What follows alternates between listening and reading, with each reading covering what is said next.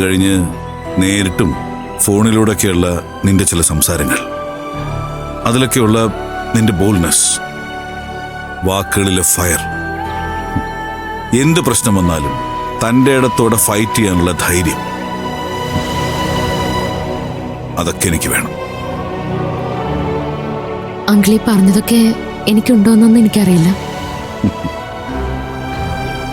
ഒരുപാട് ക്വാളിറ്റീസ് എന്നിൽ നിന്ന് പ്രതീക്ഷിച്ച് എനിക്കൊരു ജോലി തരരുത്. അങ്കിളുടേത് പോലുള്ള സ്ഥാപനങ്ങളിൽ വർക്ക് ചെയ്ത എക്സ്പീരിയൻസ് ഒന്നും എനിക്കില്ല. ഏത് ഫീൽഡായാലും പിന്നിലാവാതിരിക്കാൻ ശ്രമിക്കും. എനിക്ക് എന്തെങ്കിലും കഴിവുണ്ടോ എന്ന് ചോദിച്ചാൽ ഞാൻ സിൻസിയർ ആണെന്ന് മാത്രമേ എനിക്ക് ഉറപ്പിച്ചു പറയാൻ പറ്റൂ. എന്നെ സ്നേഹിക്കുന്നവരെ ഒരു ഘട്ടത്തിലും ഞാൻ തള്ളി പറയില്ല. ജീവൻ കൊടുത്തും കൂടെ നിൽക്കും, ഏത് പ്രതിസന്ധിയിലും.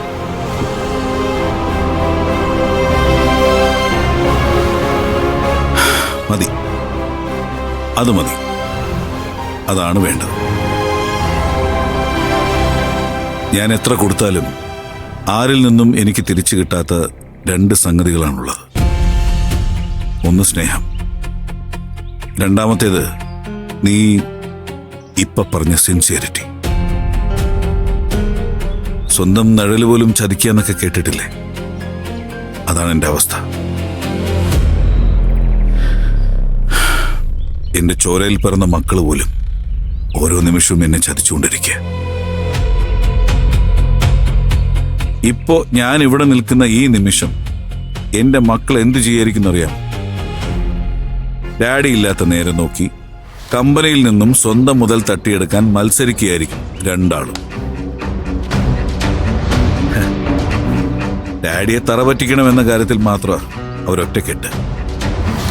പക്ഷേ അതിൽ പോലും ഉണ്ട് ആരാണ് എന്നെ കൂടുതൽ മുറിവേൽപ്പിക്കുന്നത് എന്ന മത്സരം. അന്ന് വന്നപ്പോ ചൈത്രയെ ഞാൻ പരിചയപ്പെട്ടു. ആര്യൻ അവിടെ ഇല്ലായിരുന്നു.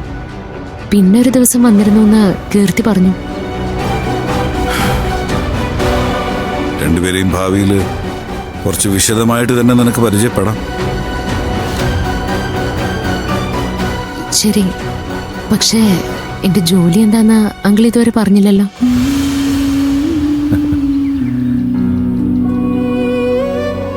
ഒറ്റവാക്കിൽ എന്താണ് നിന്റെ ജോലി എന്ന് ചോദിച്ചാൽ ആര്യനെയും ചൈത്രയെയും നേർവഴിക്ക് നടത്തുക എന്നതാണ് നിന്റെ ദൗത്യം. ഞാൻ ആദ്യം പറഞ്ഞ നിന്റെ ആ ക്വാളിറ്റികൾ ഈ ദൗത്യത്തിൽ നിന്നെ അത് സഹായിക്കും, അതെനിക്ക് ഉറപ്പാണ്. കൊച്ചു കുഞ്ഞുങ്ങളെ മര്യാദ പഠിപ്പിക്കുന്ന ഹോം ട്യൂഷൻ ടീച്ചർമാരെ ഒരുപാട് കണ്ടിട്ടുണ്ട്. ആ പ്രായത്തിലുള്ളവരെ നേർവഴിക്ക് നടത്താൻ കഴിയുമെന്നും എനിക്ക് വിശ്വാസമുണ്ട്. പക്ഷേ ഇത്രയും മുതിർന്ന മക്കളെ ഞാൻ എങ്ങനെ ശരിയാക്കി എടുക്കുമെന്ന് എനിക്ക് മനസ്സിലാവുന്നില്ല. ഇപ്പൊ നീ പറഞ്ഞ എക്സാമ്പിളിന്റെ എക്സ്റ്റൻഡഡ് വേർഷനാണ് ഞാൻ ഉദ്ദേശിക്കുന്നത്.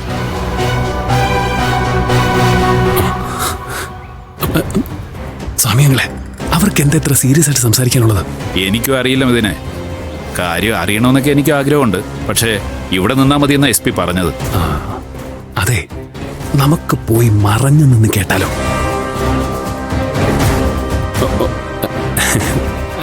അല്ല, താല്പര്യമില്ലെങ്കിൽ വേണ്ട, ഞാൻ പറഞ്ഞതേ ഉള്ളൂ. ഞാൻ പറഞ്ഞതങ്ങ് മറന്നു കളഞ്ഞേക്ക്. താല്പര്യം ഇല്ല. ഒളിഞ്ഞു കേൾക്കാൻ ശ്രമിക്കുന്നവരെ അതിന് സമ്മതിക്കേയില്ല.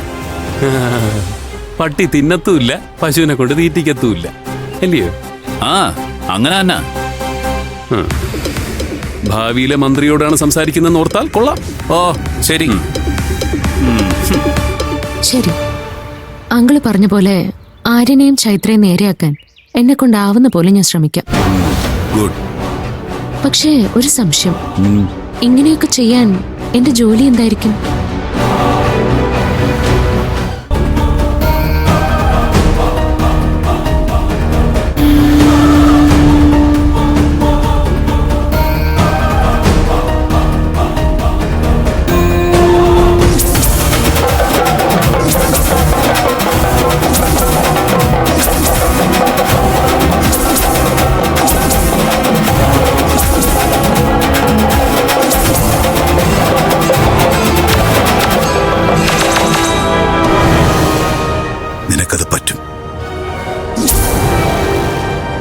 ദേവിനെയും ചൈത്രയെയും ഇതിലൂടെ മര്യാദക്കാരാക്കി 2 സാധാരണ മക്കളാക്കി നീ എനിക്ക് തിരിച്ചു തരണം.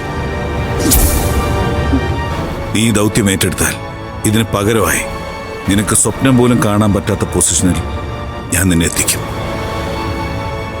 ഇത് SP യുടെ വാക്ക്.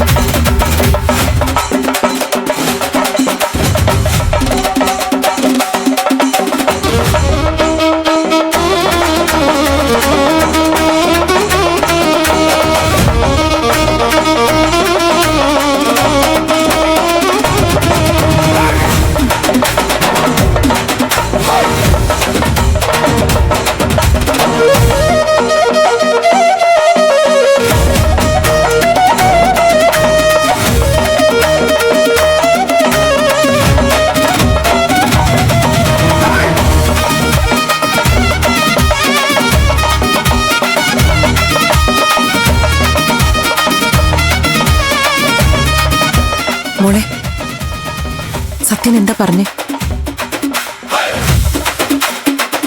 ചേച്ചിക്ക് SP ഞങ്ങള് കമ്പനിയിൽ എന്ത് പോസ്റ്റാ തരുന്നേ? അല്ല, SP ശില്പയ്ക്ക് എന്ത് പോസ്റ്റാ ഓഫർ ചെയ്തേ?